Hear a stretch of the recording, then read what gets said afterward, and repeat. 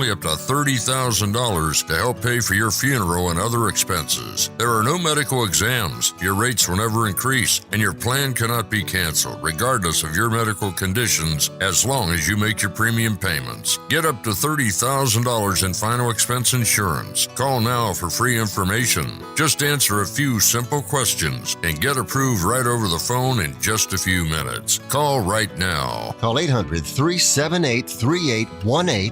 800-378-3818. 800-378-3818. That's 800-378-3818. There's an issue cutting through the partisanship in Congress. It's AM radio. The overwhelming majority of legislators, Democrats and Republicans, support a bill to keep AM radio in cars. But time is running out. Text AM to 52886 and ask Congress to bring this bill to the floor for a vote now. AM radio is too important to let this moment pass us by. Message and data rates may apply. You may receive up to 4 messages a month, and you may text STOP to stop. This message furnished by the National Association of Broadcasters. You're tuned in to Money Matters Boston, 1120 AM WBNW. This is WBNW 1120 AM, the Money Matters Radio Network. This is the Money Matters Radio Network, WBNW 1120 AM and W275 CM FM, Concord, Boston, the Money Matters Radio Network. Environmental nonprofit Ocean River Institute is working with communities to tackle climate change with nature-based solutions that feature slowing water down and building more soil with grasses and plants. Research indicates that people acting in their own neighborhoods can build an inch of soil in a year and slow sea level rise down by as much as 25%. Please visit oceanriver.org for more information on opportunities to make a difference and go the distance for savvy stewardship of a greener and bluer planet Earth. This is Tucker Silva of the Financial Exchange Show, and I'm joined today by estate planning attorney Todd Lutzke from the law firm of Cushing & Dolan with your Financial Exchange quick tip of the day. And today we're talking about estate tax reduction and asset protection strategies that can help reduce or eliminate your estate taxes. Todd, there have been major changes with the Massachusetts exemption amounts. What is the new exemption for the state? Does that mean that a married couple living in Massachusetts with $4 million in assets could eliminate their estate taxes?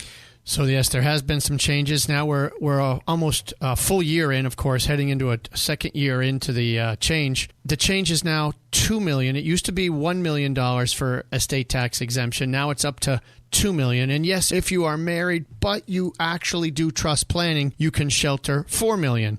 But folks, that doesn't mean that's all you do. For folks with $3 million that want to eliminate taxes, we can do that. But we can also think about protecting assets from the cost of long-term care. It allows us to do both a little easier now with a higher estate tax exemption. So think about ways in which you can use the irrevocable trust to not only shelter and be able to reduce your estate tax by sheltering up to $2 million on the death of each spouse, but also starting that important 5-year waiting period running to protect those assets from the cost of long-term care. The law firm of Cushing & Dolan have been helping families like yours for more than 40 years. Request your copy of Todd's brand new guide. It's called Balancing Asset Protection and Avoiding Estate Taxes. You can call 866-848-5699. That's 866-848-5699, or you can request the guide from their website, legalexchangeshow.com. The proceeding was paid for, and the views expressed are solely those of Cushing & Dolan. Cushing & Dolan and or Armstrong Advisory may contact you offering legal or investment services. Cushing and Armstrong do not endorse each other and are not affiliated. Sometimes we know what's next. Other times, it's impossible to know. Life can change in an instant. Don't be caught standing by the next time someone's heart stops. Knowing CPR gives you the ability to act and takes you from bystander to lifesaver. CPR is a life-saving skill. Join the nation of lifesavers today by learning CPR at heart.org/nation. National support for CPR education provided by Elevance Health Foundation. The Financial Exchange and Veterans Development Corporation are proud partners of the Disabled American Veterans Department of Massachusetts. The DAV provides thousands of hours of voluntary services at our VA medical centers and is the only DAV department in the country to lead a veterans housing initiative for single veterans and for those with families. These programs are critical to serving our veterans in their time of need. You can help our great American heroes by making a donation today. Please visit davma.org. That's davma.org.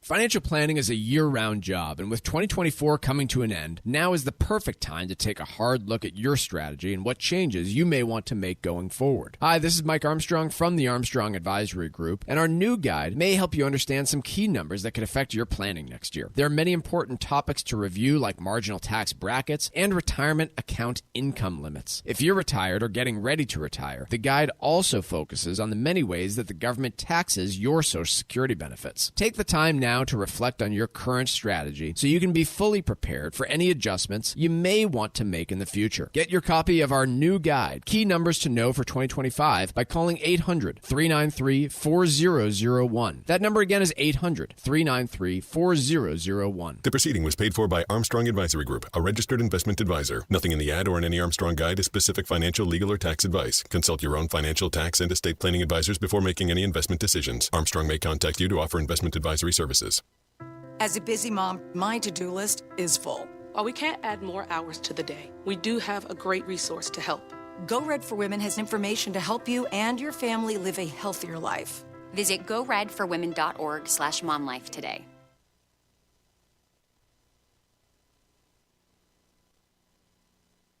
The Financial Exchange is produced by Money Matters Radio and is hosted by employees of the Armstrong Advisory Group, a registered investment advisor. All opinions expressed are solely those of the hosts, do not reflect the opinions of Armstrong Advisory or anyone else. Investments can lose money. This program does not offer any specific financial or investment advice. Please consult your own financial, tax, and estate planning advisors before making any investment decisions. Armstrong Advisory and the advertisers heard on this program do not endorse each other or their services. Armstrong and Money Matters Radio do not compensate each other for referrals and are not affiliated. This is the Financial Exchange with Chuck Zodda and Mike Armstrong. Your exclusive look at business and financial news affecting your day, your city, your world. Stay informed and up to date about economic and market trends, plus breaking business news every day. The Financial Exchange is a proud partner of the Disabled American Veterans Department of Massachusetts. Help us support our great American heroes by visiting DAV5K.Boston and making a donation today. The DAV 5K Boston is presented by Veterans Development Corporation. This is the Financial Exchange with Chuck Zodda and Mike Armstrong. Chuck, Mike, and Tucker with you. Excuse me. Are you okay? No. Was that a duck?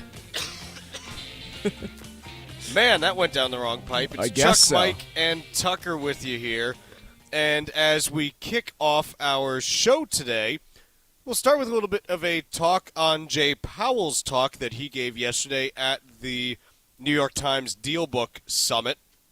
This was a little bit less explosive than last year when Elon Musk told advertisers to go F themselves. Oh, I forgot about that. Yeah, we're at this was where that happened, was at the Deal Book Summit. So Jay Powell did not tell all Americans, similar thoughts, but instead, the quote that the New York Times leads with here, we wanted to send a strong signal in cutting rates in September that we were going to support the labor market if it continued to weaken. The economy is strong, and it's stronger than we thought it was going to be in September. Your thoughts, Mike? Well, if that doesn't sum up, I think, just about every major market participant and economist since 2022, that pretty much well defines it for me, is, hey, we've been pleasantly surprised by how resilient and strong this economy is over the last couple of years. So I guess that lines up with their actions is, hey, we thought that this was going to get pretty ugly. We were relying on things like the SOM rule, and so we went with a big rate cut in September. He goes on further to say that in so many words that the central bank can afford to be more cautious when it considers lowering interest rates going forward. So I think there's a couple pieces to this. One, it still appears to me that Jerome Powell and the Federal Reserve is more than willing to cut rates and cut rates rapidly in the face of economic weakness, but they simply do not see it right now. And it matches up with the economic data that we've been seeing. The Fed's not, sitting there off in the corner being like, oh, here's what we see, and no one else is seeing the same thing. If you take a look at the Atlanta Fed's GDP Now model, which is a nowcast, which basically says, hey, through this part of the quarter, how fast has GDP been growing? And granted, we haven't gotten a ton of data yet. We basically have all the October data's in. We're starting to get some November data, but remember, quarter is how many months, Mike? 3. There you go. Yeah. And so, we're less than a third. We're less than halfway through all of the data that's been collected. But the latest update to GDP Now, which came 3 days ago on Monday, has GDP currently clocking in at somewhere around 3.2% for the quarter. So continuing to be pretty robust and, in fact, accelerating over the last month of data that we've seen. This matches, what we've seen since we've been getting this data. So I think in trying to, look at this and, hey, what is the Fed going to do, it seems pretty clear to me based on the messaging we've gotten in the last week from other Fed members, they are going to most likely cut at their December meeting in about 2 weeks. Beyond that, I think it is very much an open question as to exactly where they go. And quite honestly, depending on how 2025 develops, I don't think it's unreasonable to say that there is the possibility of either cuts or hikes depending on exactly how things play out. Tomorrow, Chuck, at 8:30 a.m., we have a jobs report. This morning, we got initial jobless claims, which came in not overly concerning. Question for you, Chuck. So expectations, according to economists, according to Market Watch, is for 214,000 jobs created, unemployment rate ticking up to 4.2% from the current 4.1%. Yeah. Is there a job creation number that changes the Fed's mind? 100K. Sorry, I mean towards not cutting rates at the next meeting. Oh, where they wouldn't cut in December? Yeah. Yeah, 372,000. Yeah. I was at like the 400,000 to 500,000 jobs created range, which I think is pretty tough for us to see at this next report. So you're saying if it's 100,000 or under, then they are changing their tune about the strength of this economy? I am. And the reason why is the October jobs report. Remember, when it came out, this was immediately after Hurricanes Helene and Milton struck the southeastern part of the United States. And the data collection for this was messy. And hurricanes have this effect just because, again, you have to actually collect the data from somewhere. It's not just that, hey, we published the report of like how the jobs picture is. No, you have to ask people. That's how they go about doing this. And so we said at the time, look, this is a bad report, but you don't really know what it is because it's unclear how much of this is due to the hurricanes, and it's unclear how much of it is due to actual economic weakness. So we basically said, look, you give this one a pass. By the way, the data on that, 12,000 jobs created in the month of October was... Which is bad. Like, if you have 12,000 jobs created each month, and remember, there are wide error bands on this, so just because the government says 12,000, hey, upon further revision, it could be minus 100,000, it could be plus 110. Like, there's a wide range of where it might actually be. But 12,000, if we accept that as a baseline, it's bad. Is not good. It's not enough to keep the unemployment rate down. The unemployment rate would be growing in that case just because the labor force is growing faster than that. So the premise with this report coming in around 200,000 is, hey, we got a bad report in October.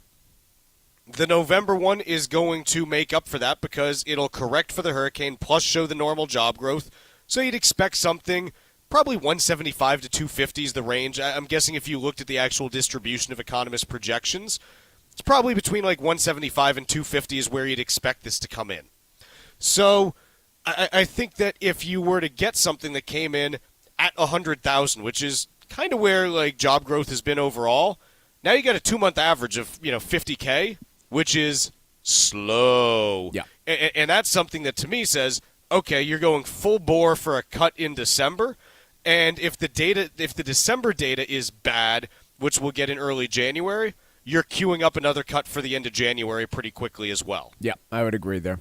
Other stuff that was brought up with Jerome Powell, he was once again asked, and probably will be asked every single time he speaks between now and the end of his term, as to whether the Trump administration will break with norms and chip away at Fed independence. And he has continued to not really, stand pretty strong on it, I think is the answer. He gave an emphatic no, said that the Fed was created by Congress. Congress would need to be the ones to enact changes to that independence, and pretty emphatically defending the Federal Reserve's independence as significantly different than any government agency out there. You know, you were talking about new government appointments for the SEC and things like that, and very clearly pointing out that this is not that. This is not a government agency, and he won't be, making any changes in the face of that supposed threat to his independence. I'm not sure how real it actually is. So, again, we're going to have to see what the data shows tomorrow, because I think this is kind of the kickoff again for like what the Fed can do going forward, just because, look, we said in October you have to throw out any of the data from that month related to employment, and even a lot of the other stuff. We talked about retail sales, how you had a lot of stuff front-loaded there because people are stocking up for hurricanes and things. So we're starting to get back to more normalized data, but even the November stuff is going to be somewhat skewed in the other direction. So the problem, as we noted, is one where, hey, you were approaching a pretty critical juncture for the Fed heading into the fall, and now we've got kind of this 2-month gap where the data isn't going to be as reliable as we'd like it to be because of severe weather disruptions in a heavily populated part of the country. I mean, you talk about that west coast of Florida and up through North Carolina. Those are some of the fastest growing areas of the country, and you've got a number of big cities that were impacted, and so we don't have the most reliable data at a time where we'd like to have it, and so it's not ideal. But hey, this is the job Jay Powell has chosen, and as such, he has to make decisions when faced with imperfect data, and that's why they give him the purple tie. Oh, that's a gift? I don't know. It would be a very funny thing to pass on from Fed chair to Fed chair, and awkward for Janet Yellen. I think it would be fantastic. I think it would be absolutely fantastic. Let's take a quick break here. When we come back, Bitcoin crossing $100,000 per coin overnight. We'll talk about what it means after this. Wall Street Watch, a full update on the market's performance to date. Weekdays at 10:30, only here on the Financial Exchange Radio Network. Early estate planning is crucial if you want to protect your assets and avoid massive tax consequences. Cushing & Dolan are experts in elder law and taxation, and their new free guide can help give you just that. It's called Balancing Asset Protection and Avoiding Estate Taxes. In it, you'll learn how to keep your assets away from the nursing home while reducing and potentially eliminating your estate taxes. If you have an existing estate plan but aren't sure about your potential liability, or you need a new plan, call Cushing & Dolan today at 866-848-5699 and get this free guide called Balancing Asset Protection and Avoiding Estate Taxes. Don't leave your assets to chance. Call 866-848-5699. That's 866-848-5699. Or you can request your guide online from our website, LegalExchangeShow.com. That's LegalExchangeShow.com. The proceeding was paid for, and the views expressed are solely those of Cushing & Dolan. Cushing & Dolan and or Armstrong Advisory may contact you offering legal or investment services. Cushing & Dolan and Armstrong Advisory do not endorse each other and are not affiliated. The U.S. Virgin Islands are St. Croix, St. Thomas, and St. John. Visit one or all three and enjoy the vacation of a lifetime. Each island is special in its own unique way, so whether you want the heritage of St. Croix, the pristine beaches of St. Thomas, or the calm and relaxation of St. John, the U.S. Virgin Islands is one of the top vacation spots to visit in the Caribbean. You can expect perfect temperatures, a wide variety of water sports, world-class cuisine, and a vibrant nightlife. From the moment you arrive, you'll fall naturally in rhythm with the heartbeat of the islands. There's no money to exchange, and travel from New England could not be easier. Make your plans now by going to visitusvi.com. Learn about all 3 islands and plan the ideal vacation for you and your family. America's Caribbean paradise is waiting for you. So head to visitusvi.com for more information and to reserve your trip today. That's visitusvi.com. Financial planning is a year-round job, and with 2024 coming to an end, now is the perfect time to take a hard look at your strategy and what changes you may want to make going forward. Hi, this is Mike Armstrong from the Armstrong Advisory Group, and our new guide may help you understand some key numbers that could affect your planning next year. There are many important topics to review, like marginal tax brackets and retirement account income limits. If you're retired or getting ready to retire, the guide also focuses on the many ways that the government taxes your Social Security benefits. Take the time now to reflect on your current strategy so you can be fully prepared for any adjustments you may want to make in the future. Get your copy of our new guide, Key Numbers to Know for 2025, by calling 800-393-4001. That number again is 800-393-4001. The proceeding was paid for by Armstrong Advisory Group, a registered investment advisor. Nothing in the ad or in any Armstrong guide is specific financial, legal, or tax advice. Consult your own financial, tax, and estate planning advisors before making any investment decisions. Armstrong may contact you to offer investment advisory services. Hey, listen, are you a 50-year-old person looking for term life insurance? Then you need to talk to Bob. Bob specializes in helping people find $1 million or more of term life insurance for a couple of $100 a month. Look, you need to know there's a price war in the term life insurance business, and you may be paying too much. Call Bob, and he'll shop and see how much money he can save you. Look, this could be the last term life insurance policy you ever have. Your rates are guaranteed for the next 20 years. That's right, guaranteed level rates for the next 20 years. And if you're a smoker or your health is not perfect, Bob has great rates for you too. So for $1 million of term life insurance coverage for a couple of $100 a month, call Bob right now. 800-965-7987. 800-965-7987. 800-965-7987. That's 800-965-7987. Paid for by Term Direct.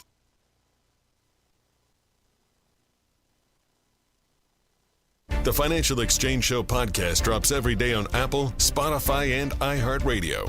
Hit that subscribe button and leave us a 5-star review. You're listening to the Financial Exchange Radio Network. The Financial Exchange is a proud partner of the Disabled American Veterans Department of Massachusetts. With the holiday season approaching, now is a great time to say thank you to our great American heroes by making a donation at dav5k.boston. Your gifts will support services such as the Veteran Advancement Program, which offers permanent and affordable housing opportunities for veterans and their dependents. Thank you again for your support. The DAV 5K Boston is presented by Veterans Development Corporation. Mike, big news overnight with Bitcoin crossing the $100,000 mark and then some, rising to over $103,000 early today. The catalyst on this appears to be the fact that the Trump administration, or the incoming Trump administration, has made their selection for who they want to nominate for the head of the SEC, and it is Paul Atkins. What can you tell us about Mr. Atkins? So he was an SEC commissioner under President George W. Bush quite some time ago. Over the last several years, he has been working for a big company in the financial services industry. Potomac Global Partners is a financial services consulting firm, and he's been spending the last several years advising banks, investment firms on all sorts of regulatory and compliance matters, but more recently on the subject of crypto and digital assets. And so generally looked at as a conservative voice on this front, in favor of less regulation when it comes to a lot of these things, and called by one, who did he get called by this? Yeah, a former SEC lawyer who runs the Healthy Markets Association described him as, quote, the godfather of Republican capital markets policy, which, again, I think if you're to look at and understand the Republican capital markets policy, it would be very clearly lesser regulation, fewer rules, and adequate disclosure, but not a whole bunch of heavy-handed oversight. Can we also just talk about kind of what's going on in the crypto space in general right now? Because It's been very bubblicious recently in terms of what we've been seeing. And on some of this stuff, like, there is an interesting case on a lot of, like, the meme coins and stuff like that, like all the stuff that's just complete crap with no actual business plan and no plan to figure out how to make money in any way, shape, or form down the road. There's an interesting case, actually, that the SEC probably shouldn't be touching some of that stuff, and here's where you get there.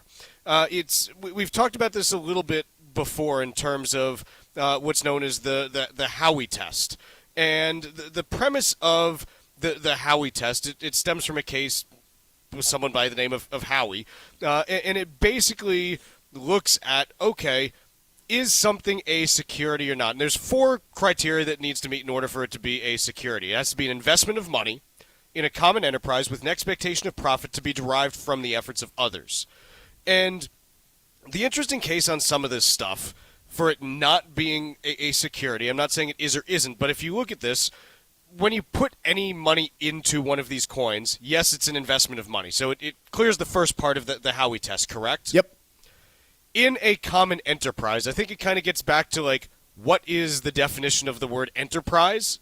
Like, does that mean that it has to actually be doing something, or does it just mean that it's in something together? Yeah, I think you could stretch it to say in something together, at which point a cryptocurrency meets that test of pretty much any one of them does. Maybe, but if that's the case, then doesn't like buying baseball cards meet that criteria? And do you really want the SEC investigating baseball cards? No, likely not. Probably not, right? With the expectation of profit, sure, someone investing in a cryptocurrency of any kind probably thinks, in some cases misguidedly, that there's going to be profit. So it meets that one. To be derived from the efforts of others. And this is the one where I think there's a real question, because some of these, again, Mike, do you know how bad it's gotten in the crypto space these days in terms of, like, just how unwritten, just how memey it is these days? No, I try not to follow it too much. So fill me in. I got to fill you in because we're seeing just absolutely wild stuff. So the derogatory term for a lot of these meme coins is S coins, where S is, fill in the blank. Yeah. It was either last week or the week before, someone literally started a cryptocurrency called S-Coin. And the premise of it was that he was going to literally stay on a toilet until it reached a certain value. And that was pretty dumb. That was the entire premise of it. So in this case, when you look at this, you can't reliably say in a lot of these cases that any profit on these could be derived from the effort of others, because there are no efforts that are actually being undertaken in a lot of cases. And so when you're talking about something that is just so useless and whatever, you kind of say, look, are we going to, like, is there a reasonable case that we should be trying to protect people from this stuff? Maybe not. It's more the ones where, hey, there's an actual business that someone's trying to run, and I know this is almost counterintuitive, but if someone's doing something so dumb that it's dumb and you can tell, as opposed to, hey, we're going to try to run a legitimate enterprise, do you really want, if someone is telling you up front it's dumb, does the SEC need to be involved, I guess, is the case that you can try to make. Yeah, I think that's a fair test there, Chuck, but I struggle with how you would apply the Howey test to Bitcoin, but not some of these other ones. Well, other than the lack of seriousness attached to them. Well, I think it is the lack of seriousness, because if there's no effort that's being made to actually make a profit on these other than just trading them, like what are you actually investing in? Right. Is the question that you would get on this. Like, Mike, if your friend came to you and said, "Hey, give me $100 because I'm gonna go look at birds, and I want $100 while I look at birds." Yeah. Do you call the SEC when he doesn't give that back? No, you don't. So just because and I'm not saying that this is or isn't. I'm just trying to wrap my head around where the SEC should actually be involved in this. And there is like a case to be made. Hey, if something is so dumb that you just know it's dumb to begin with, is that like an SEC issue, or is it more just, hey, there's like a criminal fraud complaint, and it just goes to local law enforcement. Yeah. I don't have jurisdictional. the answer for you. It can still be illegal, but who has the jurisdiction is what I'm trying to get around. Right. Yeah. It's a fair question. If your friend steals $100 from you, you call the police, not the SEC. And I guess that's kind of the case. Like, if you give someone $100 online and they run off with it, who do you call? Ghostbusters. The local police. It's really messy. Yeah. It's just because there's so much dumbness going around right now. And to fund the SEC adequately to control all of it would be ridiculous. So I don't know what the answer is, but I'm just trying to mentally wrap my head around all this. Let's take a quick break on this. When we come back, we got Wall Street Watch.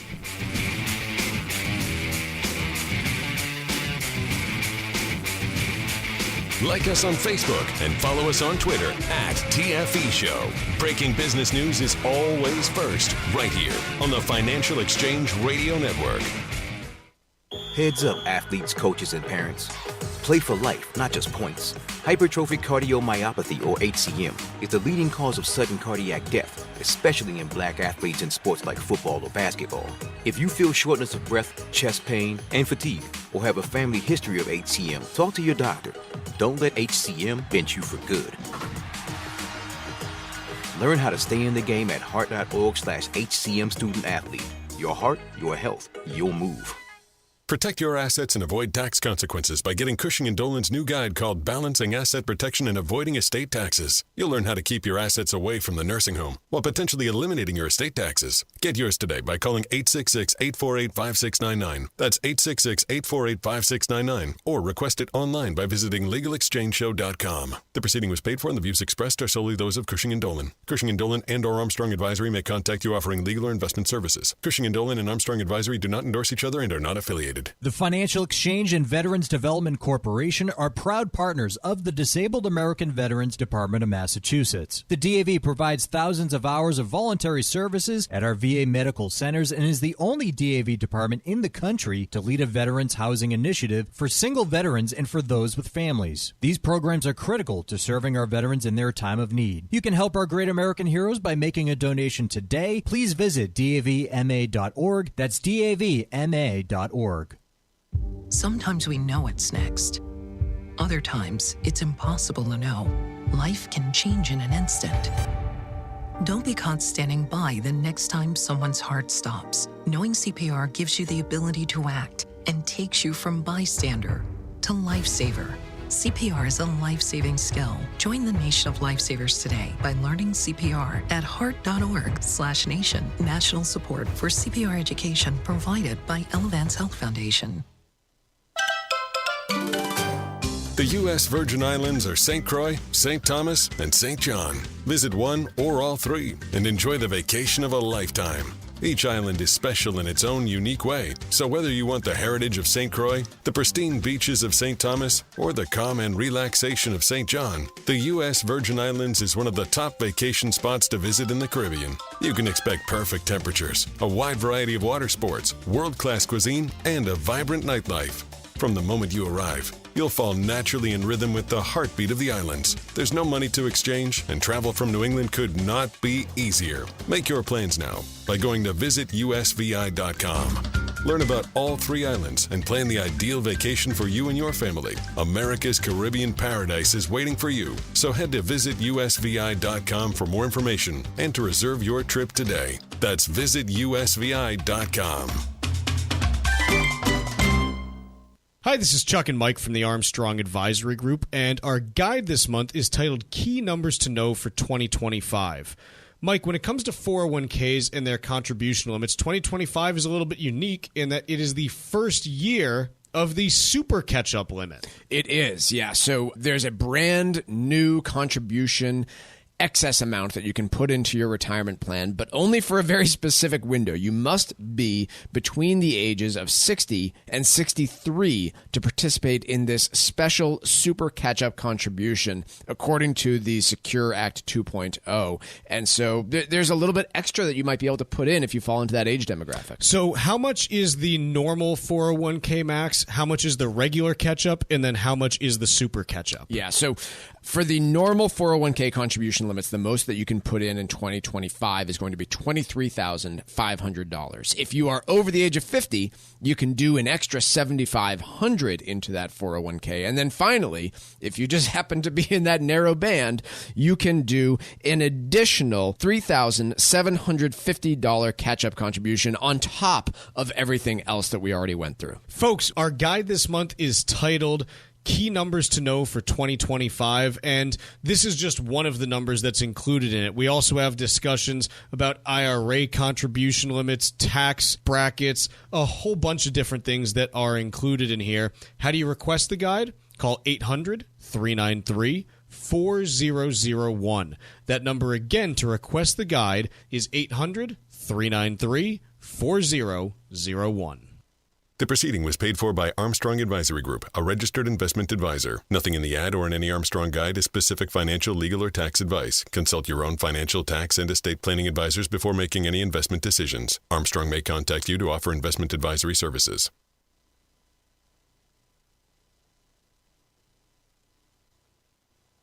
Time now for Wall Street Watch. A complete look at what's moving markets so far today, right here on the Financial Exchange Radio Network. Markets are mostly quiet as Wall Street awaits tomorrow's pivotal jobs report for the month of November. Right now, the Dow is down by 91 points. S&P 500 is off by only 5 points, and the Nasdaq down by 3 points.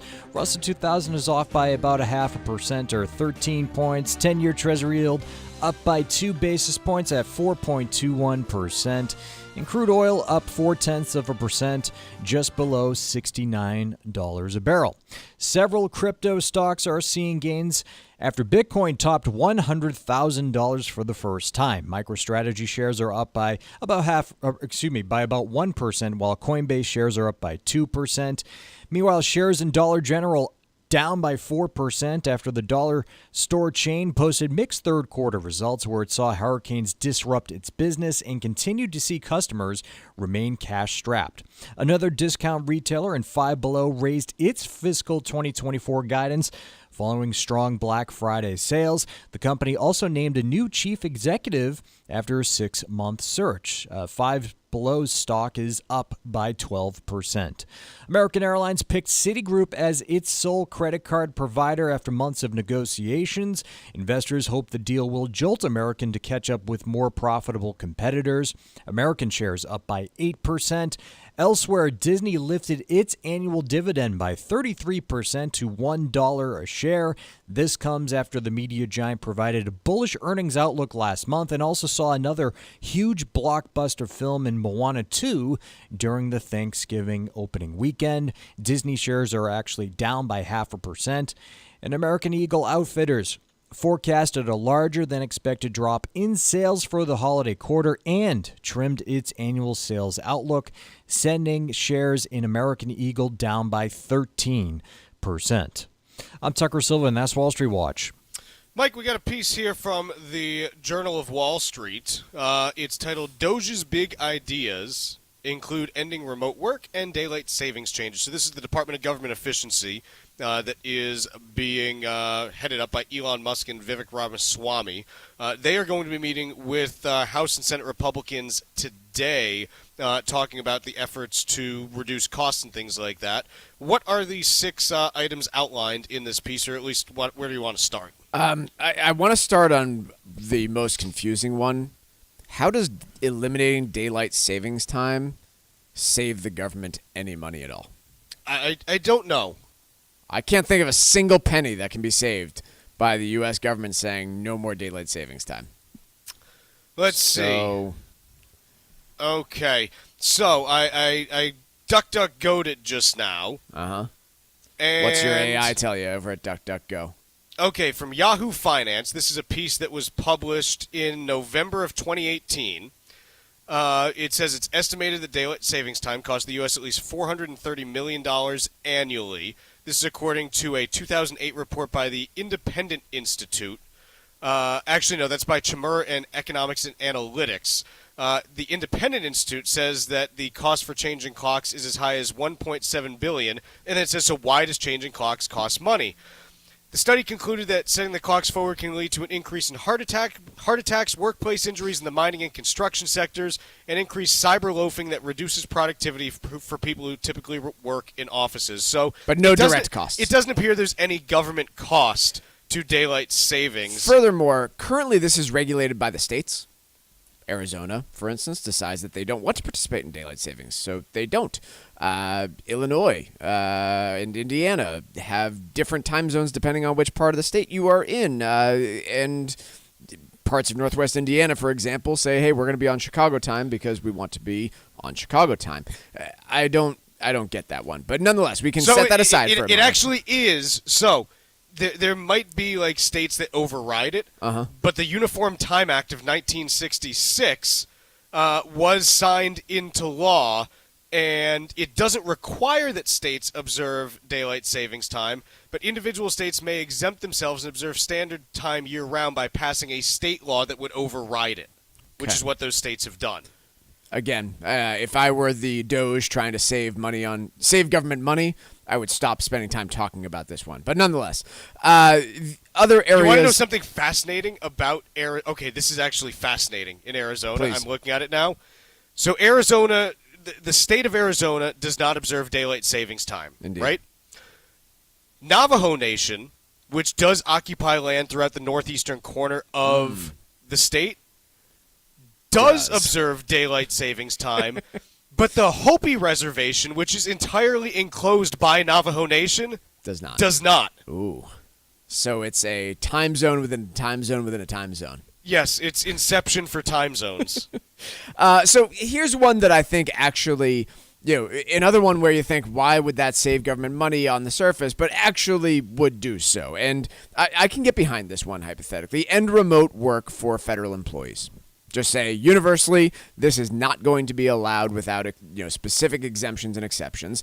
Why would that help you cut on spending? Well, forget about whether or not people are efficient or more efficient or less efficient from home. Just get rid of all that. If you require everyone to come back to the office 5 days a week, you'll have a bunch of government employees that quit. So the issue on this one is, do you know which agency has the highest rate of remote work? No. VA. It's huge for telehealth benefits. Yep. And so that's where you could potentially run into some issues just because you would not be able to provide the level of care to veterans that you want to. Yeah, that'd be a problem. So in theory, like there are other places where, sure, like you could potentially end it in other agencies. But the other question that you have then is, look, if we have all this extra space that we're not using, isn't the easier way to cut cost to get rid of that space and the overhead? Could be. I'm not saying either one's right or wrong, but it's often just not as black and white, I think, there. Yeah, I think there are more than just cost issues when it comes to remote work for federal employees. I think about cybersecurity, which, as most people know, our government is not great at protecting. So, there are issues there, but yeah, to your point, will it definitely cut overall government spending? Maybe, maybe not. Generally reducing the federal workforce would certainly do so if you can pull that one off. There's a call to cut regulations, I suppose, as a kind of knock-on effect. If, you cut the total number of regulations, would you need fewer people to enforce the existing ones? Maybe. Potentially. Yeah, you would. So these are the things that are going to be talked about. We'll see what actually happens when it gets down to brass tacks in terms of, hey, how are you going to be, building the budget? What are you trying to look for on that side of things? That's where this is ultimately going to end up mattering. Like, Elon Musk and Vivek Ramaswamy can't go in and just be like, we're getting rid of you, and you. Like, you don't even work for the government. That's not really how any of this works. But we're going to see where they decide to, emphasize the potential cuts that they're putting in. And I think we'll know more over the next couple months here. Yep. So that's kind of where things stand on that side of things. Let's take a quick break. When we come back, we're going to go across the pond. Well, that's more of a British thing. Did either of you take French in high school? We. What's the word for ocean in French? Don't know. We're going to go across the Danube after this and talk about what's going on in France with the French government in a bit of a pickle at the moment. The Financial Exchange streams live on YouTube. Like our page and stay up to date on breaking business news all morning long. This is the Financial Exchange Radio Network. If your business needs support tracking inventory, SAB Solutions can help. For 15 years, our automated warehouse management system has made businesses more efficient and avoid delayed shipments to their customers. Call SAB Solutions today at 508-359-8370 and learn about our inventory management system. Your warehouse will quickly show an increase in productivity and accuracy. Call 508-359-8370 or visit us online at sabsolutionsma.com. The Financial Exchange and Veterans Development Corporation are proud partners of the Disabled American Veterans Department of Massachusetts. The DAV provides thousands of hours of voluntary services at our VA medical centers and is the only DAV department in the country to lead a veterans housing initiative for single veterans and for those with families. These programs are critical to serving our veterans in their time of need. You can help our great American heroes by making a donation today. Please visit davma.org. That's davma.org. Financial planning is a year-round job, and with 2024 coming to an end, now is the perfect time to take a hard look at your strategy and what changes you may want to make going forward. Hi, this is Mike Armstrong from the Armstrong Advisory Group, and our new guide may help you understand some key numbers that could affect your planning next year. There are many important topics to review, like marginal tax brackets and retirement account income limits. If you're retired or getting ready to retire, the guide also focuses on the many ways that the government taxes your Social Security benefits. Take the time now to reflect on your current strategy so you can be fully prepared for any adjustments you may want to make in the future. Get your copy of our new guide, Key Numbers to Know for 2025, by calling 800-393-4001. That number again is 800-393-4001. The proceeding was paid for by Armstrong Advisory Group, a registered investment advisor. Nothing in the ad or in any Armstrong guide is specific financial, legal, or tax advice. Consult your own financial, tax, and estate planning advisors before making any investment decisions. Armstrong may contact you to offer investment advisory services.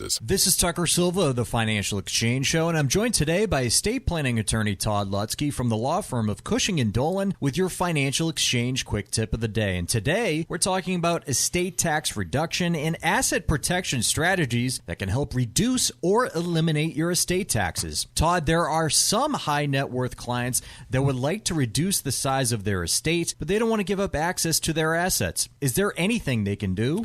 There certainly is, folks. So this is a combination of things. One, you obviously want to do your basic estate planning first. Get your foundation in place, the basic revocable trust planning to help utilize whatever exemptions you don't use up through gifting. Now, when we talk about reducing the estate, we are talking about gifting. But as you said, they don't want to lose control. So there are these special trusts that are designed called spousal lifetime access trusts, where in essence, you use an LLC to keep control of the investments, manage the investments, and make distributions. And then the non-voting shares get put into these irrevocable trusts where you have each other's spouse has access to the assets. So there's a way of getting the assets into those irrevocable trusts, which are now growing outside of your estate tax-free, while at the same time working together to keep control and use what's in those trusts. The law firm of Cushing & Dolan have been helping families like yours for more than 40 years.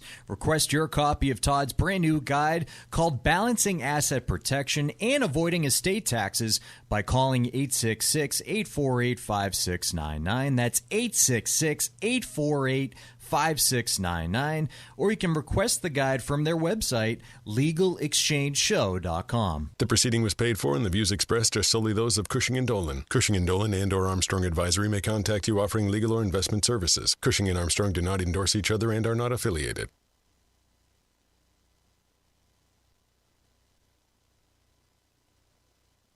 Miss any of the show? The Financial Exchange Show podcast is available on Apple, Spotify, and iHeartRadio. Hit the subscribe button and leave us a 5-star review. This is the Financial Exchange Radio Network.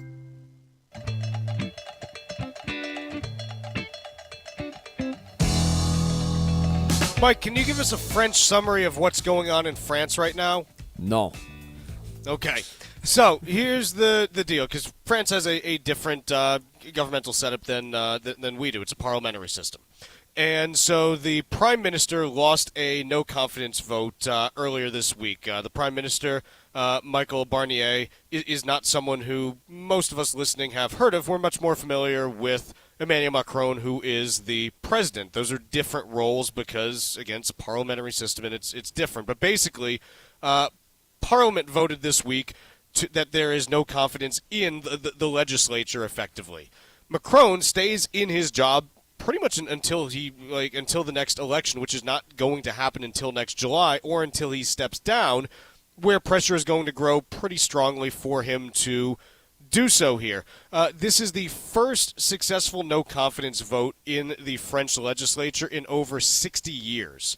There's a coalition of the far left and the far right that really led this thing. It is. Which is interesting. It is. And basically, if you're wondering how this happened, the premise of it is really simple. The party that's aligned to the right, which is run by Marine Le Pen, did not have any power in the current government. The far left had, during the elections that were happening this summer, had aligned with kind of a center-left bloc in order to get candidates into office and form a coalition that could govern. They felt kind of screwed, rightfully so, by by Macron, who went back on a whole bunch of things that he said he was going to do for them, and so they said, okay, fine, you're not going to help us, we're not going to help you anymore. We're voting to dissolve the government effectively.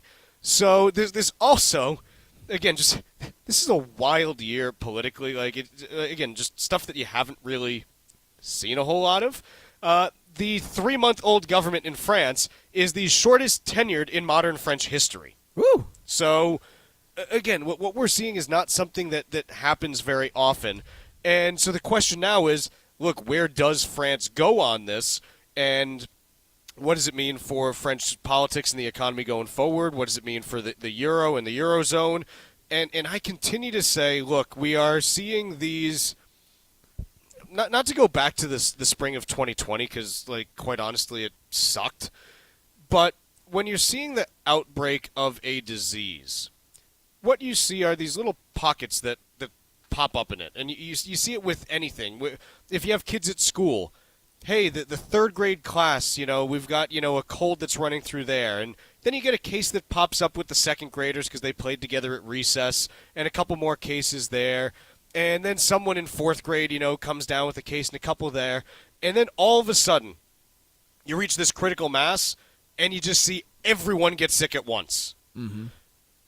This is kind of what we're seeing geopolitically at the moment. Well, I mean, where I just think about the last week. You've got the in South Korea, you had Yoon calling for martial law, which was overturned quickly. We had a great time covering that yesterday. We've had massive turnover of many governing parties across the developed world, and look at what's going on in Syria right now. Okay, the Syrian government is being overrun by, again, a coalition that doesn't really get along very well. You basically have the remnants of ISIS and Al-Qaeda fighting alongside Kurdish rebels to get rid of Assad right now. Again, you get all kinds of weird stuff going on, but to this point, you look at all of this, and none of it has fortunately gone to large-scale, international conflict. Even when you talk about Israel and Iran, they've lobbed some stuff back and forth with each other, but it hasn't been in any kind of continuous flow. And so you've got these things that are just popping up here, popping up there. But, man, I hope I am wrong, but it feels like you're seeing these pockets popping up, and the one thing that you are continuing to see everywhere, the center of gravity, the center of everything, kind of it can't hold. Everything is kind of being overrun slowly, and then you're kind of just waiting for that next shoe to drop here. And if you've bet on geopolitical risk being a problem for the last 10 to 20 years, it hasn't been a good bet for you because it largely hasn't paid off. And I'm worried that we've been lulled into a false sense of complacency that the last 10 to 20 years is the norm, and some of these things might get out of hand, and I hope I'm wrong. But it feels a little bit dodgy with some of the stuff that we are seeing right now, and we'll see where it goes. But France is just kind of the latest there in terms of, nothing seriously has gone wrong here. But, man, you're seeing some unprecedented stuff, and you don't really know how things are going to go from here. The U.S. Virgin Islands are St. Croix, St. Thomas, and St. John. Visit one or all three and enjoy the vacation of a lifetime. Each island is special in its own unique way, so whether you want the heritage of St. Croix, the pristine beaches of St. Thomas, or the calm and relaxation of St. John, the U.S. Virgin Islands is one of the top vacation spots to visit in the Caribbean. You can expect perfect temperatures, a wide variety of water sports, world-class cuisine, and a vibrant nightlife. From the moment you arrive, you'll fall naturally in rhythm with the heartbeat of the islands. There's no money to exchange, and travel from New England could not be easier. Make your plans now by going to visitusvi.com. Learn about all three islands and plan the ideal vacation for you and your family. America's Caribbean paradise is waiting for you, so head to visitusvi.com for more information and to reserve your trip today. That's visitusvi.com. Mike, do you want to talk China, or do you want to talk tax cuts? I think we should talk tax cuts because this kind of fits into a trend that we've been discussing over the last several weeks. But it's a piece here. Is this from the Times? Yes. Basically making the argument and calculations from the CBO that cutting taxes, or at least keeping the tax rates where they were after the first Trump tax cuts, is not likely to have a significant impact on the growth of the economy. And I find it interesting and compelling only, Chuck, because you and I have concluded kind of the same thing. We've talked about the same thing here, which is the economy is in such a different place today compared to where it was in 2016 that if you just implement the same policies from Trump 1.0 in Trump 2.0, you should not expect the same exact results here. Now, I think to go and say like this piece does that, raising taxes also won't have any impact at all, I find that a little bit tougher to believe. I think most people would look at it and say, look, yeah, it's not likely to move the needle significantly to the upside, but raising them is going to have some impact somewhere is probably also true. But it runs right into our overall theory, which is, hey, the Trump administration is going to need to do something if they're going to deliver on their economic promises, and doing so without a tail risk of inflation is going to be challenging. Yeah, the other place where this feeds in, we talked about this a touch yesterday, but on the inflation side, the reason that headline inflation is in the mid-2s right now on CPI is because we've had falling gas prices. Gas prices have fallen 12.2% as their contribution to CPI this year, and so that has headline CPI coming in at 2.6 as opposed to core at 3.3. Well, what happens if you have higher oil prices next year? Like, let's say that, again, oil moves from $70 a barrel to 78, and now you've got this headwind where, okay, core inflation's still at 3.3, but headline's at 4. What does the Fed do in that situation when they've cut interest rates, when they've cut the Fed funds rate to 4.25? Right. Like, is there pressure then for them to start raising rates again, and how does that impact things from a budgetary perspective? So there's some real tail risk in looking at the incoming administration and saying, oh, it's just going to be the exact same as it was in the first time around for markets and for the economy. It's a fundamentally different situation they're entering into, and I think you need to expect them to behave differently as well, given the overall situation that we're in right now. Let's take a quick break. We got hour 2 coming up in just a little bit.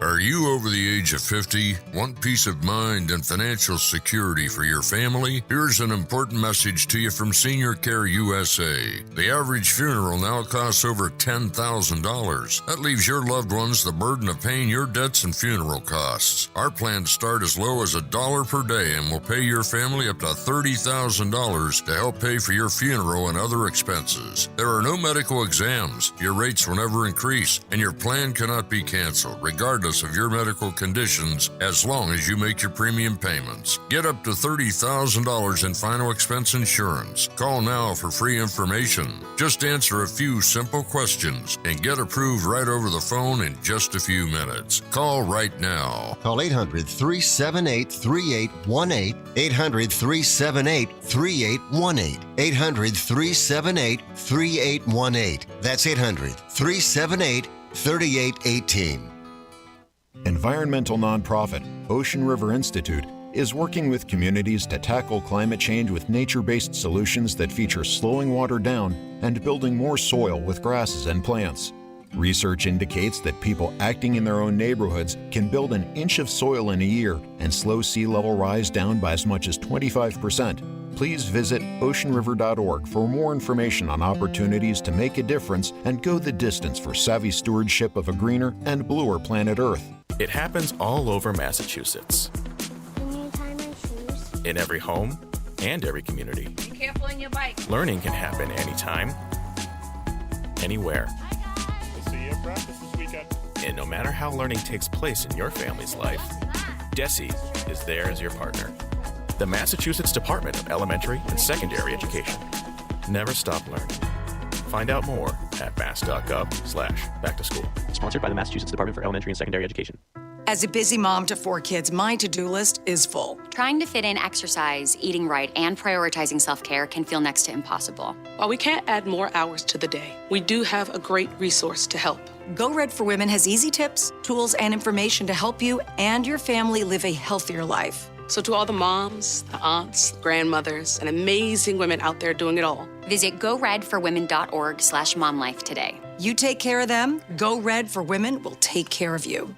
This is the Money Matters Radio Network, WBNW 1120 AM and W275 CM FM, Concord, Boston. The Money Matters Radio Network. Protect your assets and avoid tax consequences by getting Cushing & Dolan's new guide called Balancing Asset Protection and Avoiding Estate Taxes. You'll learn how to keep your assets away from the nursing home while potentially eliminating your estate taxes. Get yours today by calling 866-848-5699. That's 866-848-5699. Or request it online by visiting LegalExchangeShow.com. The proceeding was paid for and the views expressed are solely those of Cushing & Dolan. Cushing & Dolan and or Armstrong Advisory may contact you offering legal or investment services. Cushing & Dolan and Armstrong Advisory do not endorse each other and are not affiliated. The Financial Exchange and Veterans Development Corporation are proud partners of the Disabled American Veterans Department of Massachusetts. The DAV provides thousands of hours of voluntary services at our VA medical centers and is the only DAV department in the country to lead a veterans housing initiative for single veterans and for those with families. These programs are critical to serving our veterans in their time of need. You can help our great American heroes by making a donation today. Please visit davma.org. That's davma.org.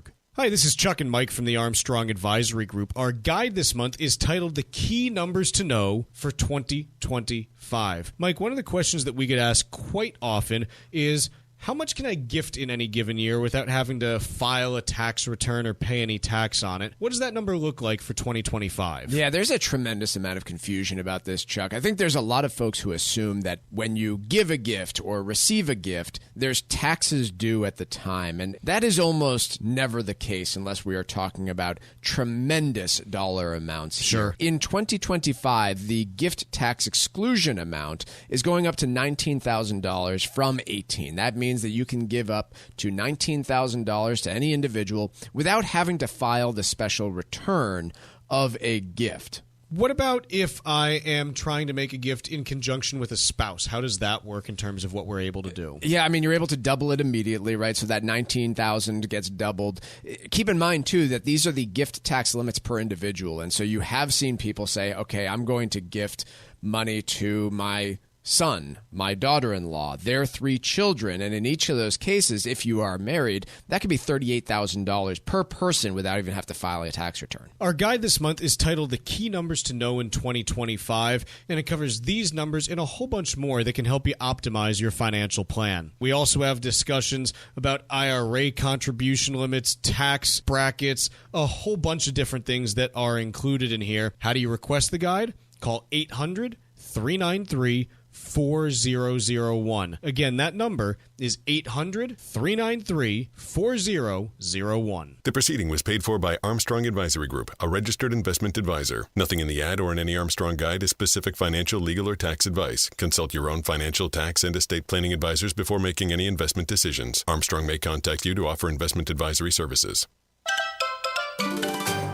The U.S. Virgin Islands are St. Croix, St. Thomas, and St. John. Visit one or all three and enjoy the vacation of a lifetime. Each island is special in its own unique way, so whether you want the heritage of St. Croix, the pristine beaches of St. Thomas, or the calm and relaxation of St. John, the U.S. Virgin Islands is one of the top vacation spots to visit in the Caribbean. You can expect perfect temperatures, a wide variety of water sports, world-class cuisine, and a vibrant nightlife. From the moment you arrive, you'll fall naturally in rhythm with the heartbeat of the islands. There's no money to exchange, and travel from New England could not be easier. Make your plans now by going to visitusvi.com. Learn about all three islands and plan the ideal vacation for you and your family. America's Caribbean paradise is waiting for you. So head to visitusvi.com for more information and to reserve your trip today. That's visitusvi.com. Are you retired like me and you just found out you owe the IRS a ton of money? Well, what would your life be like if they took your retirement savings away from you? They can do it, and your property. If you owe the IRS back taxes or you haven't filed in a while, the Tax Relief Line is here to help you. They can stop the IRS from taking your retirement savings. If you qualify, you could have your tax bill reduced to zero. That's right, if you're retired and you owe the IRS a lot in back taxes, you could have your entire tax bill reduced to zero due. The IRS has now hired thousands of new employees, so they're ready to come after you. Don't let them take your retirement savings or property. Make this free call now. 800-251-2153. 800-251-2153. 800-251-2153. That's 800-251-2153. Heads up, athletes, coaches, and parents. Play for life, not just points. Hypertrophic cardiomyopathy, or HCM, is the leading cause of sudden cardiac death, especially in black athletes in sports like football or basketball. If you feel shortness of breath, chest pain, and fatigue, or have a family history of HCM, talk to your doctor. Don't let HCM bent you for good. Learn how to stay in the game at heart.org/HCM student athlete. Your heart, your health, your move.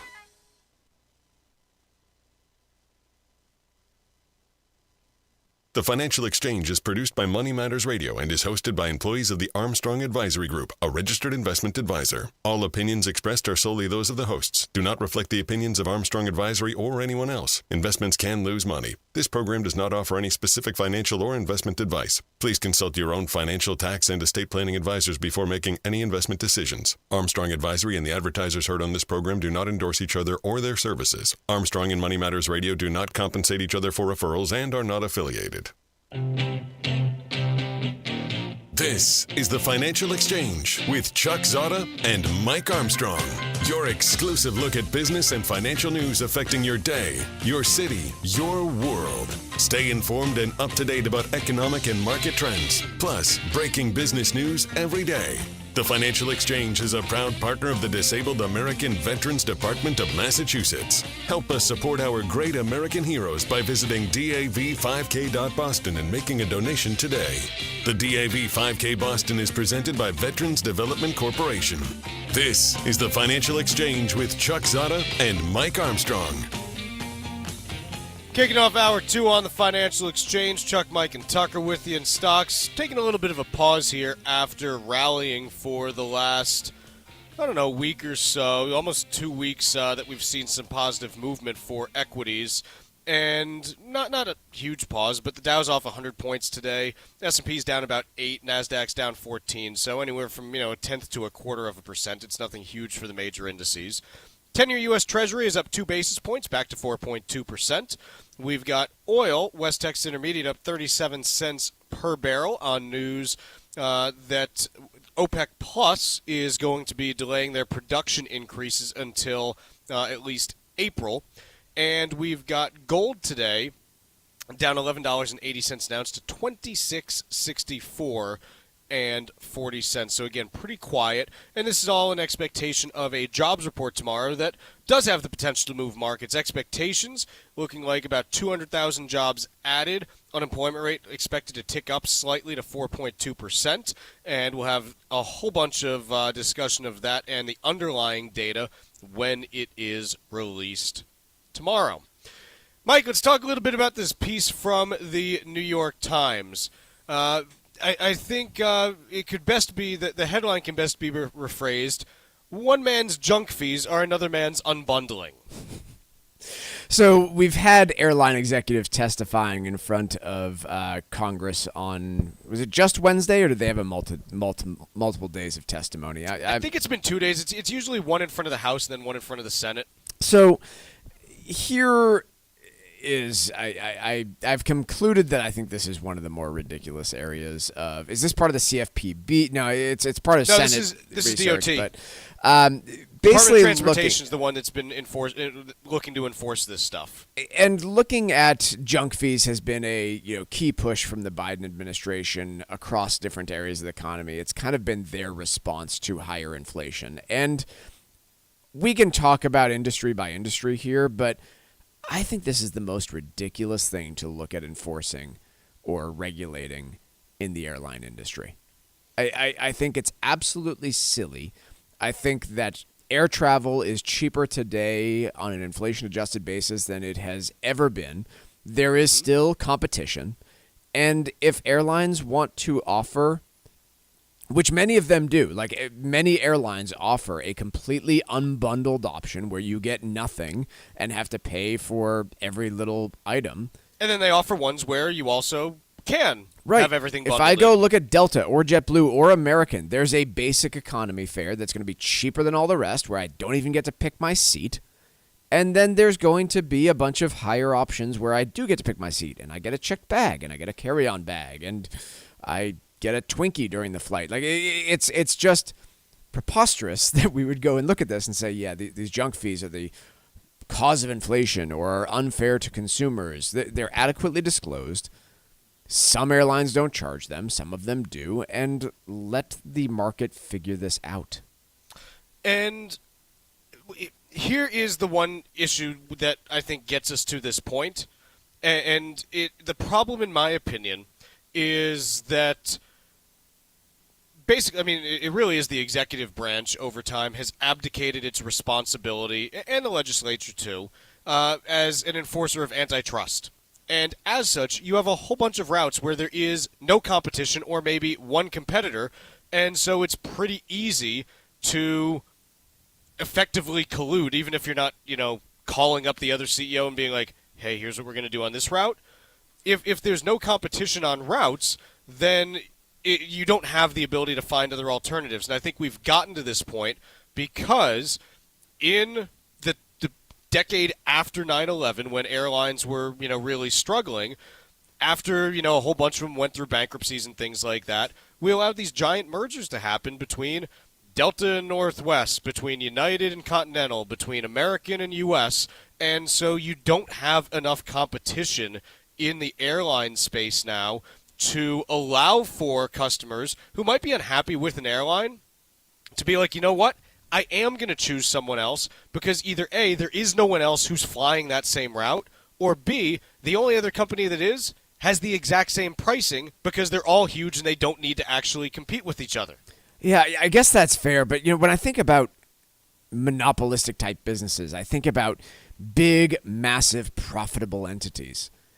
And you don't right. Think the airlines are profitable these days? I mean, some of them are, but it's not the big ones are. Like This is my point: is when you look at the big airlines these days, and I'm just I'll pull Delta just as an example because they're commonly thought of as like the gold standard for airlines.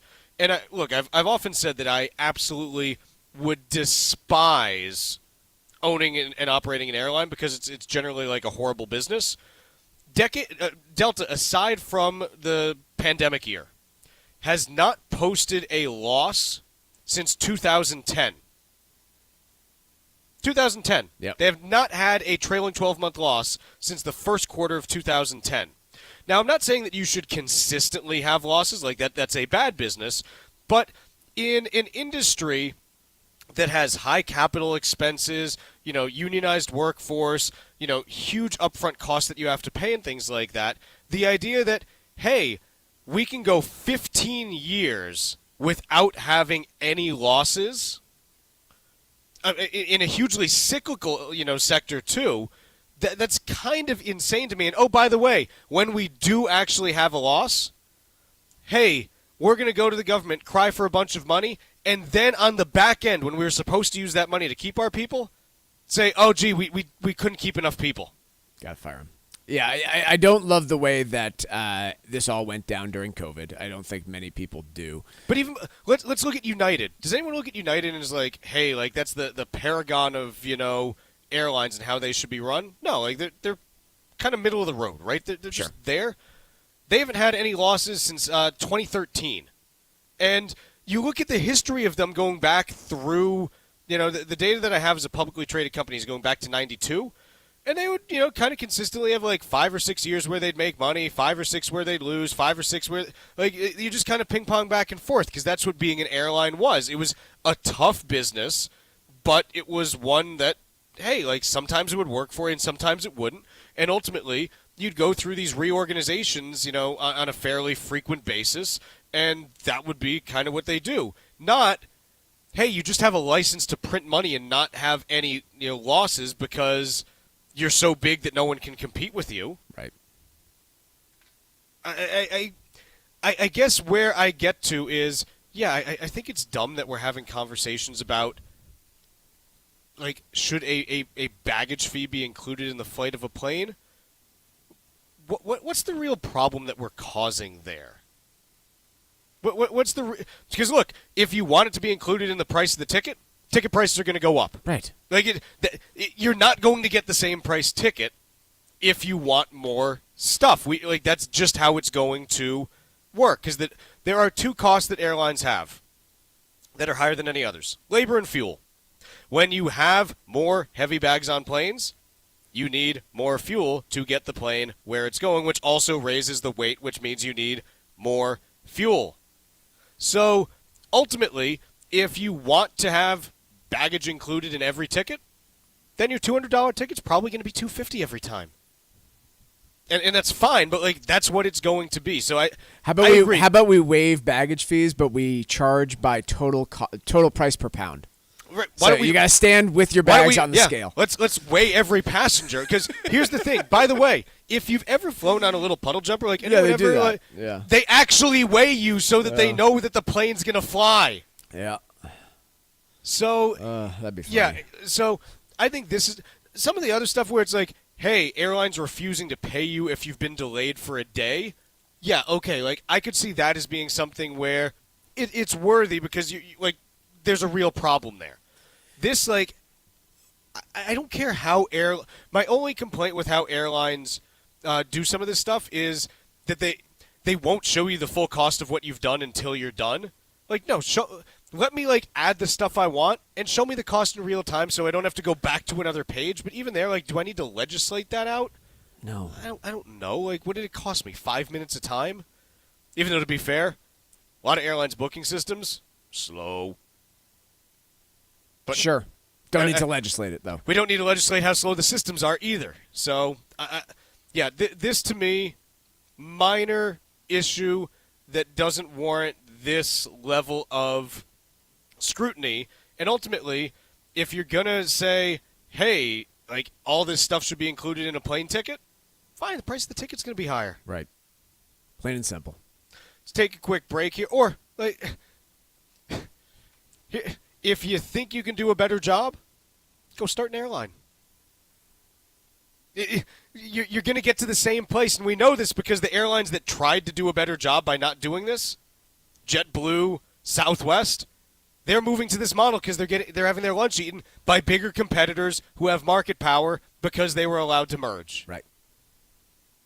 Let's take a quick break here. When we come back, we've got Sarah Foster from Bankrate joining us, talking about workers getting raises in 2024.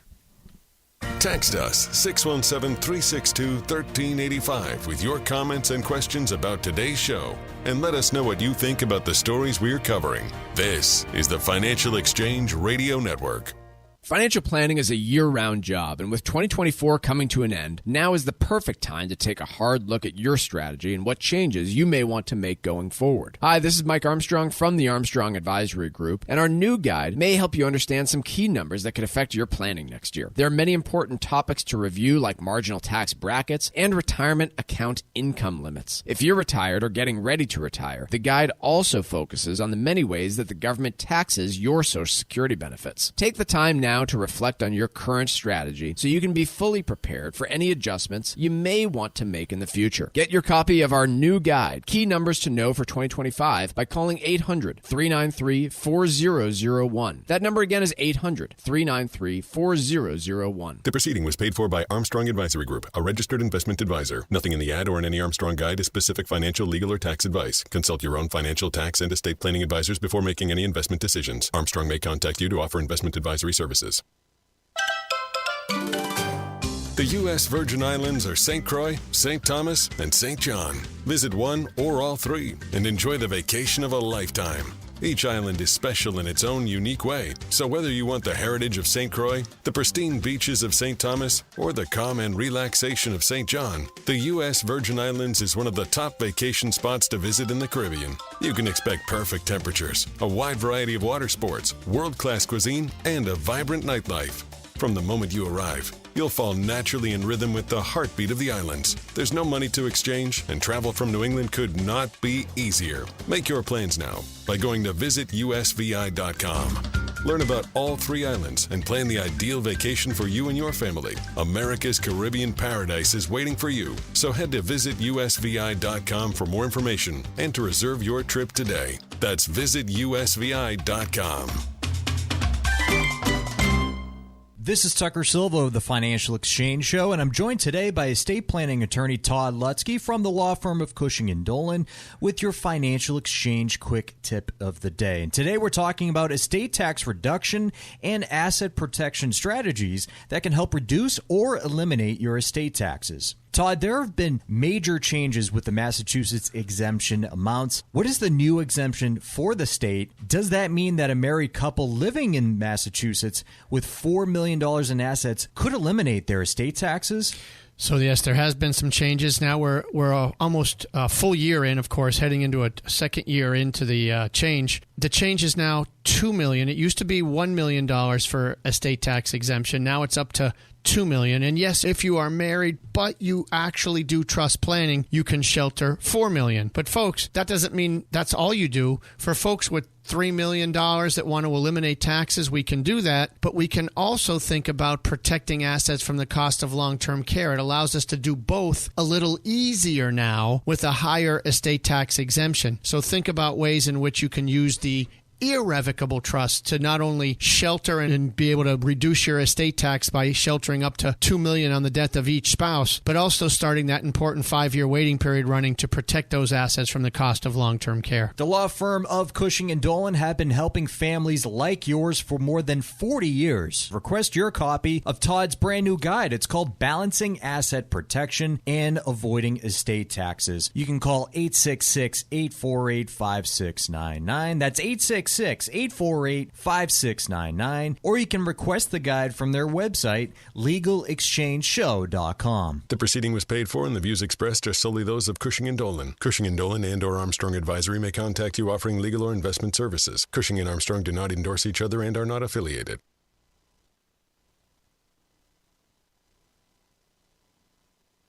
If you missed any of today's show, catch up whenever you want on our YouTube page. Find daily show segments and full shows. Just go to youtube.com and search for The Financial Exchange. This is your home for breaking business and financial news. This is the Financial Exchange Radio Network. This segment of the Financial Exchange is brought to you in part by the U.S. Virgin Islands Department of Tourism. The U.S. Virgin Islands are St. Croix, St. Thomas, and St. John, With winter on the horizon, now's the time to start looking at a fabulous holiday vacation, and there's no better place than the U.S. Virgin Islands.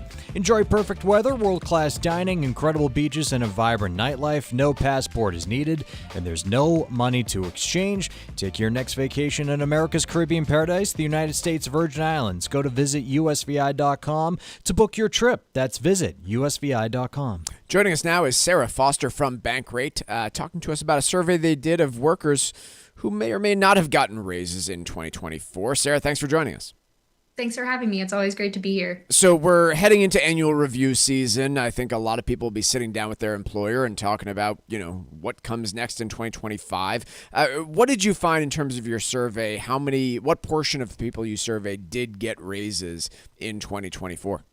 Yeah, you're right. It's a good time to really be thinking about your compensation at this time of year. And we found that 53% of workers are actually confident that they'll get a pay increase of some kind over the next 12 months. We saw that over the past 12 months, though, even though the labor market has been showing signs of slowing, it still looks like it's pretty healthy because 61% of workers got a pay increase over the past 12 months. It's roughly consistent with levels from last year and then 2022, when, of course, we were in the middle of that Great Resignation era. There is a slowdown, though, in how many Americans are finding better paying positions somewhere else. And to be clear, I mean, everyone recognizes that the pace of inflation has slowed considerably, but the confidence being that it's a coin toss as to whether or not people are going to get a raise this year, it doesn't lead to a lot of confidence. That means, if you're not getting a raise, you are losing about 2 to 3% in purchasing power as we head into 2025. Did you find any trends in who's getting the raises, who isn't, that might kind of indicate how people can push for them more? Yeah. And we've historically always seen job hopping as the best way of getting biggest pay bump. And right now that might not really be the case. We're comparing data from the Atlanta Federal Reserve Bank, and they are showing that job switchers and job stayers are roughly earning about a 4% increase at this point, which is roughly identical to each other. All groups actually saw less success this year than in last year at getting better paying jobs. But, some of those other people who did have better luck than others were those younger generations, probably because Gen Zers and millennials are still early in their careers and not having hit their peak salary band. It's probably a little bit easier for them to find something new out there. Lower income workers also, and I think you could directly trace that back to just where the demand remains in this labor market. And it seems that companies are still looking for those in-person service jobs, including food services and then leisure and hospitality. Did you find it somewhat surprising that baby boomers are the least likely group to be experiencing pay increases, according to your survey? I think of that as, hey, if I'm going to incentivize somebody that's on the verge of retirement, I might need to keep paying them more. Survey doesn't seem to indicate that. It's interesting. It's actually something, we've been looking at this data for years now at this point. Since 2019, we've been tracking who's been getting pay increases, who hasn't. And back then, when I first looked at that data, it was something that I noticed too, that older generations were the ones least likely to be getting pay increases. So, you could infer that this is a longer run trend. I kind of speculate that it's just because they're older in their careers. They've probably already maxed out their compensation, or at least the growth rate that they're going to face throughout the rest of their career is probably a little bit slower than it was for younger generations, and even for them when they were that age. Even talking with or at least talking with older workers themselves, though, we learned that there are some consequences here where a lot of their budgets are stretched. Their budgets have absolutely changed over the course of their lifetimes. When they were maybe first in their early 20s, now they're caring for aging parents and even children. We also saw, though, that those older generations were more likely to say that inflation has taken a bite out of their wages. So I think all of this is kind of related. Sarah, I've heard a lot of dissatisfaction with this labor market, and I think a lot of that comes from just not a lot of movement. Job hopping, as you mentioned, has been less common according to the JOLT surveys. How would you describe this labor market? Because, yeah, I'm seeing some stagnation, but it does still seem like a relatively robust labor market. It's a very valid question. And I think when I catch myself describing that this job market is healthy, I always think I need to add an asterisk there because it's healthy, but for whom? That's the most important question. The people who are employed, they're roughly still benefiting from a strong job market because as we see, layoffs are low, the unemployment rate is still historically low.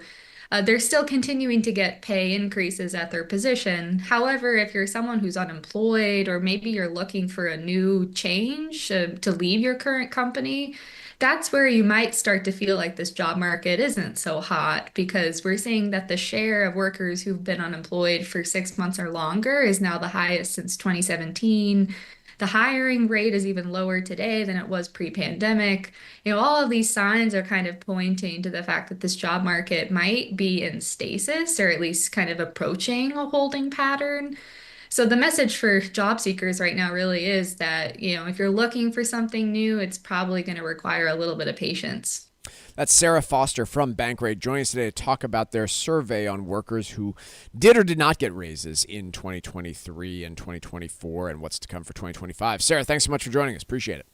Thanks for having me. Taking a look here at markets, we've got the Dow off about 91 points, 0.1%. The S&P basically flat for the day, down 1 point. The NASDAQ currently leading the way upwards, but only up about 14 points or 0.1%, and price of a barrel of oil now sitting at $68.60. Yield on the 10-year Treasury coming in at 4.195% right now. We are going to take a quick break coming up here, and when we come back, we'll have a little bit of trivia for you, and then I do want to get into this big story that I continue to hear, boomerang children and what parents can do about it. That's next here on the Financial Exchange.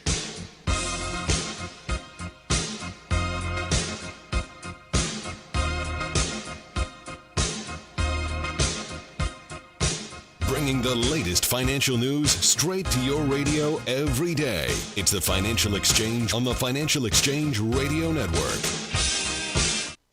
The Financial Exchange and Veterans Development Corporation are proud partners of the Disabled American Veterans Department of Massachusetts. The DAV provides thousands of hours of voluntary services at our VA medical centers and is the only DAV department in the country to lead a veterans housing initiative for single veterans and for those with families. These programs are critical to serving our veterans in their time of need. You can help our great American heroes by making a donation today. Please visit davma.org. That's davma.org.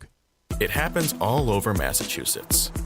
Can you tie my shoes? In every home and every community. Be careful on your bike. Learning can happen anytime, anywhere. We'll see you at practice this weekend.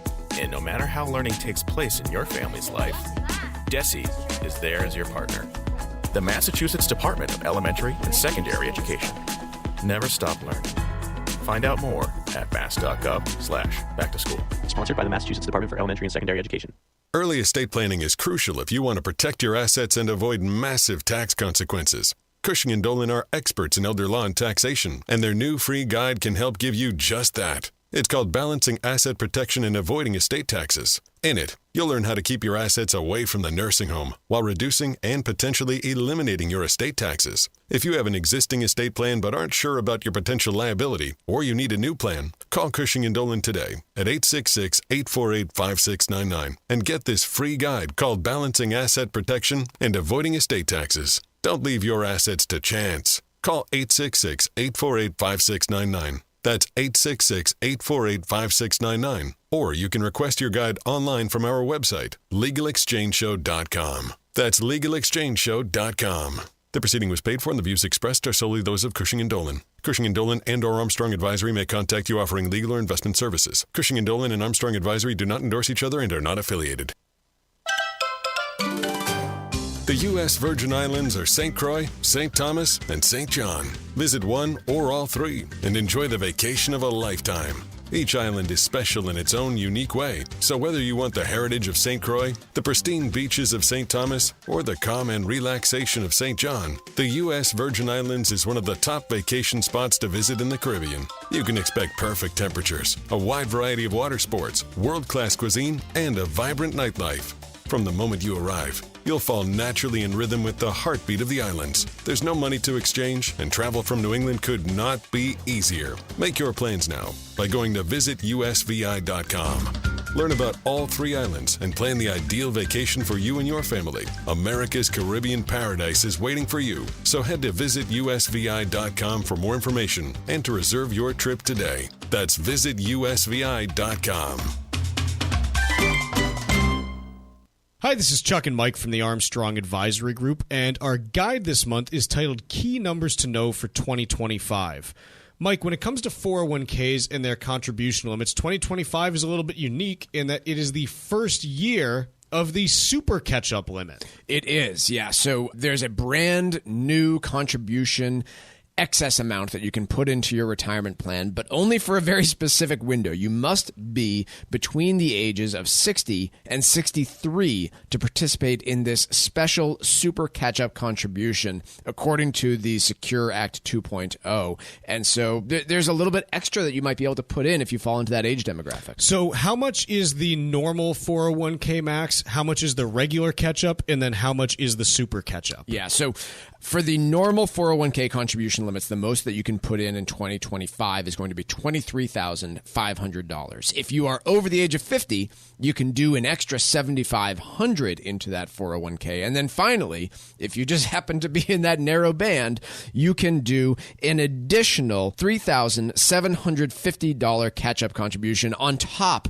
of everything else that we already went through. Folks, our guide this month is titled Key Numbers to Know for 2025, and this is just one of the numbers that's included in it. We also have discussions about IRA contribution limits, tax brackets, a whole bunch of different things that are included in here. How do you request the guide? Call 800-393-4001. That number again to request the guide is 800-393-4001.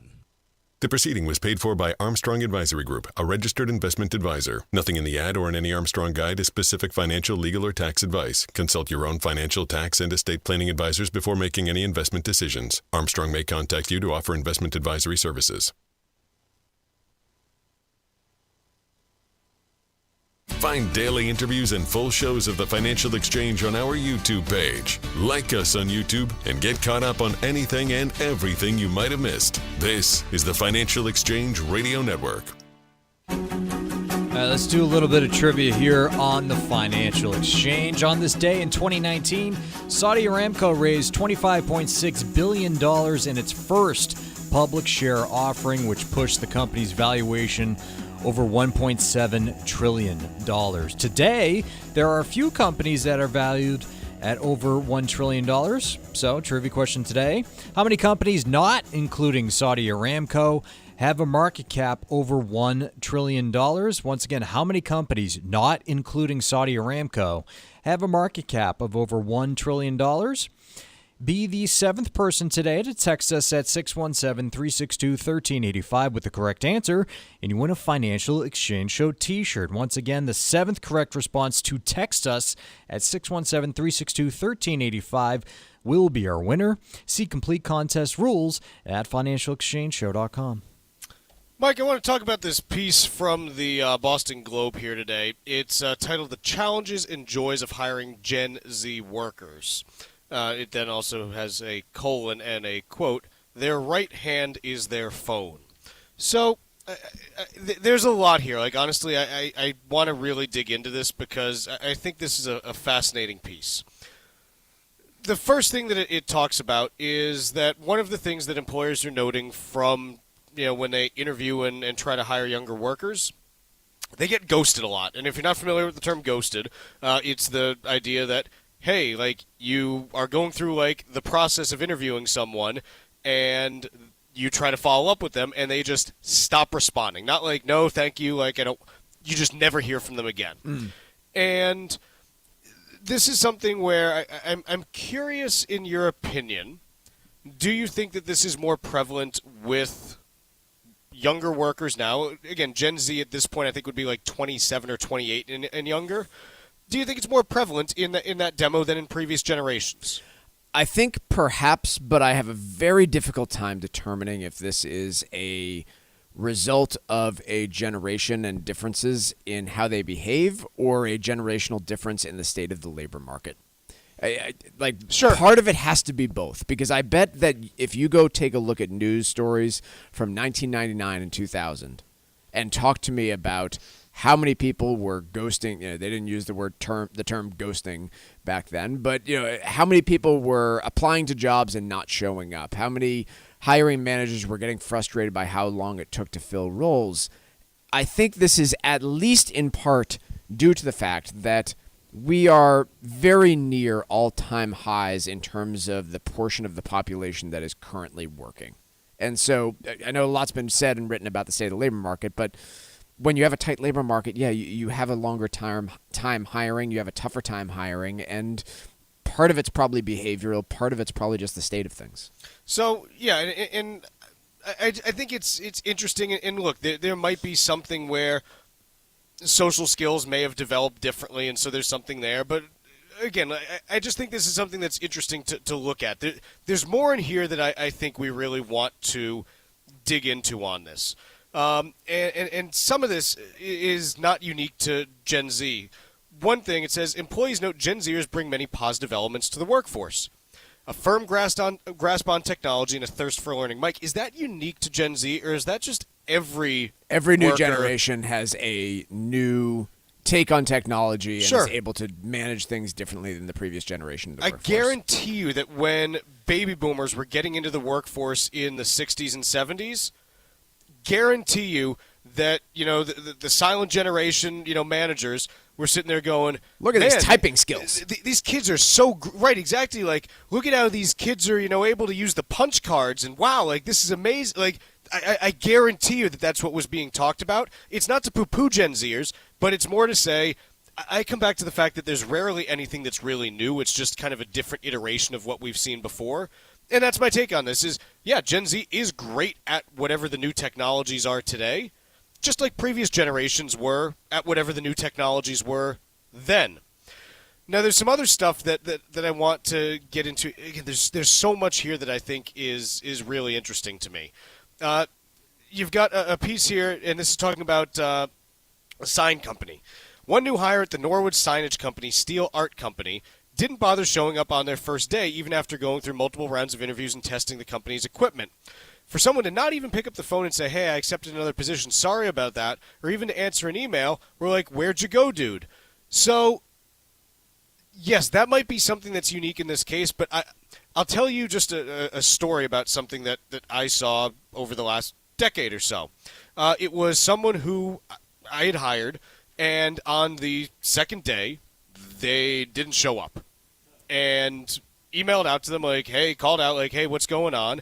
And took like a few times to get, someone actually on the phone, and finally did. And they're like, oh, like, I'm sick.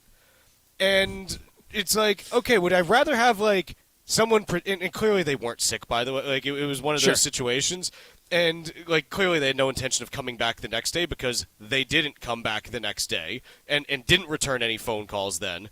So it was kind of like, okay, would I rather have like someone who pretends to be sick when they don't like a job? And this was someone who was like in their 40s at the time. Or would I have someone who just doesn't pick up the phone? Like, again, I think this is just a different iteration of something 6, 1/2 dozen the other that we've seen before. It's different, but the fundamental human nature is not different. It's just the way it's being expressed. I think you can convince me that being let's see, if you're entering the labor force right now, you were somewhere around 17 to 19 years old during COVID.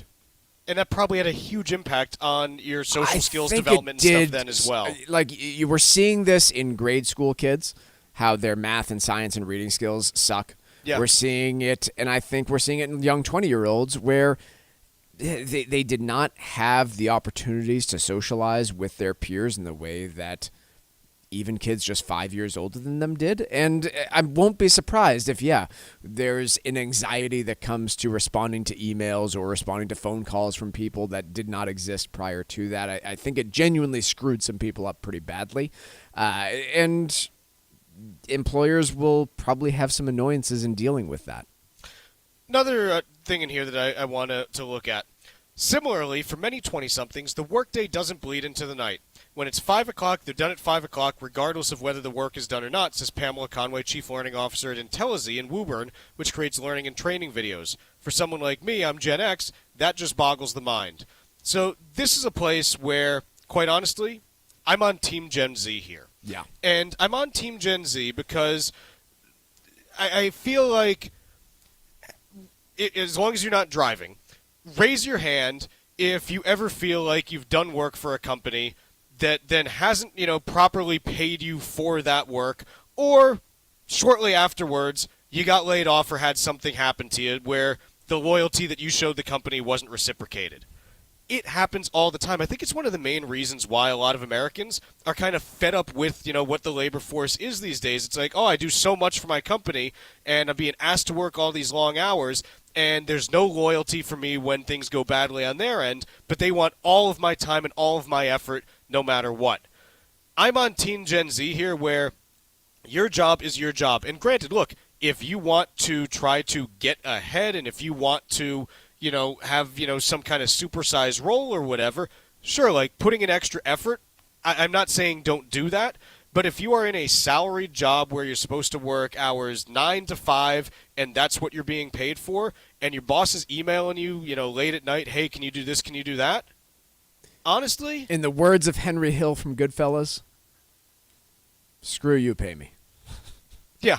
But different words. So I am on Team Gen Z here because it's not fair for us to be like, well, I had to go through all that, so you want all of these kids to have to go through that suck also? No, I want the workforce to be better so that they're able to, again, produce good things, but have themselves be properly compensated and taken care of, and they don't get so resentful about employment that they're looking for the quickest possible exit from it. So, yeah, there are generational differences. These same articles were written in a different way about millennials. They'll be written about whatever generation my kids are. What's the one after Z? Alpha? Generation Alpha, because we're just lazy now. We're just we need a better. So if you're trying to figure it out like what it should be, it should be a Gen COVID. We should have a Gen COVID. No, yeah, absolutely not. Absolutely, we should. First of all, the first ones were born 7 years before it happened. Yeah, because Gen Z goes from kids born 1997 to 2012. So the next one is going to be from like 2013 through, call it 2027. No, I was thinking we named Gen Z Gen COVID. They're the ones that had truly coming of age during the first pandemic in 100 years. So what I would give it to them. The alternative name for them that I actually do think is a good one because it ties a couple things together and just we don't need like a constant COVID reminder like forever. Like we don't. Zoomers. Good name. Riffs on boomers a little bit. Yeah. But also they came of age during the time of Zoom and it's got Z in it. That's what we call a triple entendre. So I think we really need something better for Generation Alpha, which, I mean, the first problem is, okay, so like Gen Alpha's this one. You really want to be Generation Beta after that? That's worse, yeah. Yeah, like, what are we, finally we're going to get to the end. We're like, okay, Generation Omega.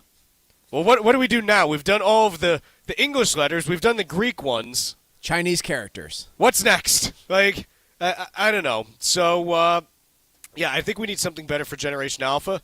Zoomers, I can get behind. Going from Boomer to Zoomer, I think there's something there, Mike. It's kind of catchy. Okay, I'll think about it. Let's take a quick break here. When we come back, we got Stack Roulette. Breaking business and financial news first throughout the day. Only here on the Financial Exchange Radio Network. The U.S. Virgin Islands are St. Croix, St. Thomas, and St. John. Visit one or all three and enjoy the vacation of a lifetime. Each island is special in its own unique way, so whether you want the heritage of St. Croix, the pristine beaches of St. Thomas, or the calm and relaxation of St. John, the U.S. Virgin Islands is one of the top vacation spots to visit in the Caribbean. You can expect perfect temperatures, a wide variety of water sports, world-class cuisine, and a vibrant nightlife.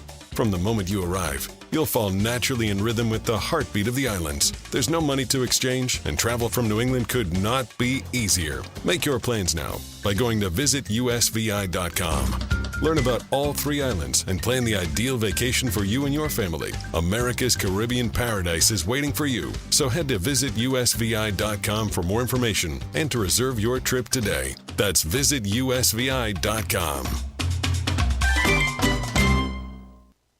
Early estate planning is crucial if you want to protect your assets and avoid massive tax consequences. Cushing & Dolan are experts in elder law and taxation, and their new free guide can help give you just that. It's called Balancing Asset Protection and Avoiding Estate Taxes. In it, you'll learn how to keep your assets away from the nursing home while reducing and potentially eliminating your estate taxes. If you have an existing estate plan but aren't sure about your potential liability, or you need a new plan, call Cushing & Dolan today at 866-848-5699 and get this free guide called Balancing Asset Protection and Avoiding Estate Taxes. Don't leave your assets to chance. Call 866-848-5699. That's 866-848-5699. Or you can request your guide online from our website, LegalExchangeShow.com. That's LegalExchangeShow.com. The proceeding was paid for and the views expressed are solely those of Cushing & Dolan. Cushing & Dolan and or Armstrong Advisory may contact you offering legal or investment services. Cushing & Dolan and Armstrong Advisory do not endorse each other and are not affiliated. Planning for later life is a year-round effort, and with the calendar about to change, there are several important numbers to understand as we turn to the new year. Hi, this is Mike Armstrong from the Armstrong Advisory Group. In our new guide called Key Numbers to Know for 2025, we'll discuss a variety of topics that may help you with your planning for the upcoming year. The guide focuses on many subjects, among them numbers related to retirement account income and gifting limits, Medicare Part B premiums, and marginal tax brackets, all of which are crucial to your overall planning strategy. Learn about how these numbers may affect your financial plan in 2025 by calling our office today at 800-393-4001. Ask for your free guide called Key Numbers to Know for 2025. That number again is 800-393-4001. The proceeding was paid for by Armstrong Advisory Group, a registered investment advisor. Nothing in the ad or in any Armstrong guide is specific financial, legal, or tax advice.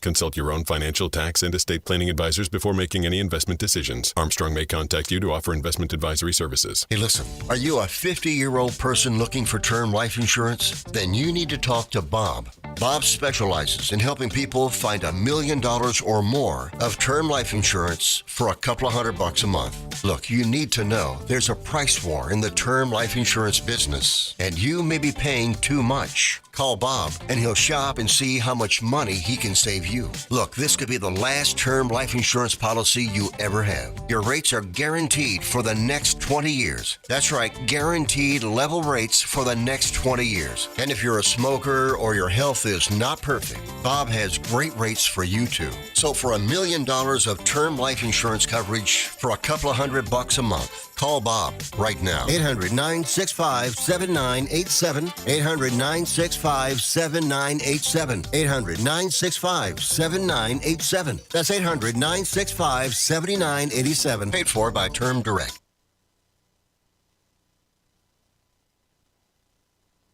Find daily interviews and full shows of the Financial Exchange on our YouTube page. Get caught up on anything and everything you might have missed. This is the Financial Exchange Radio Network. Trivia question today was, how many companies, not including Saudi Aramco, have a market cap of over $1 trillion? That would be 9, and that includes Apple, Microsoft, Alphabet, Amazon, Meta, TSM, Tesla, and Berkshire Hathaway. Winner today of the Financial Exchange Show t-shirt was Robert from Reading, Mass. Congrats to Robert, and we play trivia every day here on the Financial Exchange. See complete contest rules at financialexchangeshow.com. Folks, we've got a brand new guide for the month of December. It's our last guide of the year, and if you are working on your plans for 2025, this is the quick reference guide that you need to implement your strategies. It's got all the information that you need about tax brackets, depending on if you're filing single or married. You've got information here about how much you are allowed to gift in 2025 without filing a gift tax receipt. Are you already on Medicare? Are you worried about IRMA, that income-related monthly adjustment amount? We've got the details there. How much you can contribute to a retirement plan if you're covered by one at work or not. All of these details and a whole lot more are contained in our new guide, Key Numbers for 2025. You can get your free copy by calling us now at 800-393-4001. But again, this is a full comprehensive guide on all the key numbers you need to develop your own personal financial strategy for 2025. And you can get a copy by calling the Armstrong Advisory Group at 800-393-4001. The proceeding was paid for by Armstrong Advisory Group, a registered investment advisor. Nothing in the ad or in any Armstrong guide is specific financial, legal, or tax advice. Consult your own financial, tax, and estate planning advisors before making any investment decisions. Armstrong may contact you to offer investment advisory services. Chuck, there's a story I wanted to get to earlier, how parents can help their boomerang child without derailing their own retirement. We're seeing a lot more of this today than we did just a few years ago. According to Thrivent's 2024 Boomerang Kids Survey, which, who knew they did that, 46% of parents have had their adult children's age 18 to 35 back home to live with them at some point. That's up from 35% last year. That doesn't make sense to me. Yeah. It didn't rise by 11% in a single year. Yeah, I don't think there's great data on this, quite honestly. But I do think it occurs pretty frequently, and I'd be willing to bet that it's occurring more now than it did pre-COVID for a number of reasons. One, kids got used to moving back home with their folks, and two, housing prices have gone insane. And so I think we are seeing more of this, and I also think we are seeing a lot of parents that are probably putting their own personal financial scenario at risk in the way that they're handling some of this. Where do you see kind of the biggest issues on that side? I just don't think that there are honest conversations about what mom and dad can and can't afford. And so things like the food budget, things like the cost of insurance on cars and cell phone bills are getting increasingly absorbed by parents well into adulthood. And a lot of it, I'm going to not lay on the feet. I'm not really going to put this on the children in this case. I'm going to put this on the parents for just avoiding difficult conversations. And look, I think we all have this as parents because ultimately, if you have a kid with a problem, oftentimes we blame ourselves, right? Like, did I do the right thing? Did I raise my kid properly?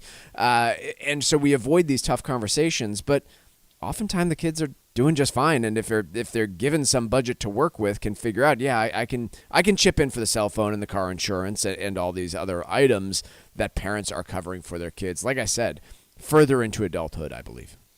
I think it all distills back to the age-old saying, raising kids is hard, yo. Yes.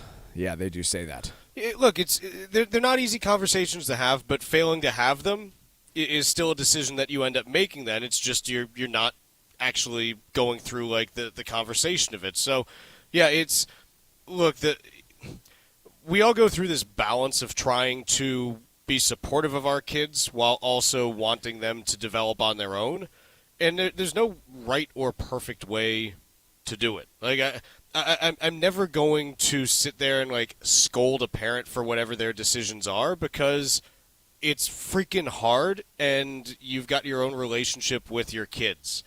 But it is something where if you don't – there's a reason why when you get on an airplane, as part of the safety briefing, they say if you're traveling with, a young child and the oxygen mask deploy, please put on your mask first and then your child. It's because if you don't take care of yourself, then you can't take care of your child. Yeah. And this is kind of the issue that you run into with financially supporting a child too long into, their adulthood, which is – hey, if it's coming at the expense of your nest egg, it becomes something where if they haven't been able to kind of spread their wings and go on their own, then you run the risk of, hey, now I've exhausted my money and they don't live on their own. What do I do when I'm reaching retirement age, or if I need care in retirement and things like that? So there's no easy answer on this, and don't beat yourself up if you're struggling with it, because it's hard.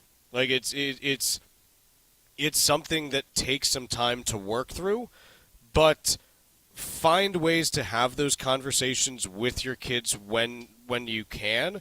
And even if it's little things like, hey, you're living at home and next year we're going to move you off the cell phone plan, so you're going to have to figure out, that, $30 a month or $40 a month. And the year after, we're going to figure out, how to do, you can chip in for utilities. Even if you do it just gradually, I'm not saying you have to, do this all at once. Find ways to make progress. And, yeah, you might not make all the progress you need in 1 year, but maybe over 7 to 10, you're like, hey, I've gotten to where we need to be. Mm-hmm. And that can be big for you.